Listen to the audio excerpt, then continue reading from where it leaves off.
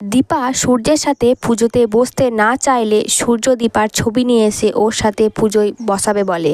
লাবণ্য এসে সূর্যকে বকাবকি করে। লাবণ্য দীপাকে বলে তোমার দীর্ঘায়ু হোক। এটা শুনে সোনারূপা ভয় পেয়ে যায়। বাড়ির সবার কথাতে দীপা সূর্যের সাথে প্রদীপ জ্বালায়। প্রবীরবাবু দীপাকে গান গাইতে বলে। দীপা মন্দিরে গান করে। বাড়ির মেয়েরা তাদের ভাইদের রাখি পরায়। সূর্য বাইরে এসে দীপাকে বলে সব কিছু প্রথম থেকে শুরু করতে। তখনই একজন বয়স্ক মহিলা পড়ে গিয়ে জল চায়।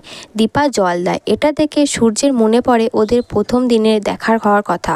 লাবণ্য প্রবীরকে বলে সে লয়ারের কাছে যাচ্ছে ইরা আর সূর্যের ডিভোর্সের ব্যাপারে কথা বলতে। সূর্য দীপাকে বলে সব কিছু আগের মতো করে দেবে। দীপা বলে ভাঙা কাঁচ কখনো জোড়া লাগানো যায় না, দাগ থেকেই যায়। তখন সূর্য বলে আমি কাঁচ ভাঙতেই দেব না। দীপা বলে দোষ শুধু আপনার একার নয়, আমিও অর্জুনদাকে আমার জীবনে আসতে দিয়েছি। সূর্য বলে কিন্তু তুমি তো পারোনি অর্জুনদাকে বিয়ে করতে, এর কী কারণ? দীপা তখন সূর্যকে জড়িয়ে ধরে বলে ভালোবাসি আপনাকে। সূর্য বলে আমি তোমার জায়গা কাউকে দিইনি, অন্য কাউকে আমি ভালোবাসতে পারিনি, আমাদের মাঝে আর কাউকে আসতে দেব না। সেই সময় একজন বয়স্ক মহিলা টাকা চায়। দীপা সূর্যের কাছে টাকা নিয়ে ওই মহিলাকে দেওয়ার সময় ওই মহিলা দীপার হাত দেখে বলে সব কিছু ভেসে যাবে। এটা শুনে দীপা অবাক হয়ে যায়। দীপা আর সূর্য কি আবারও আলাদা হয়ে যাবে? জানতে হলে দেখে থাকুন টলিউড গল্প।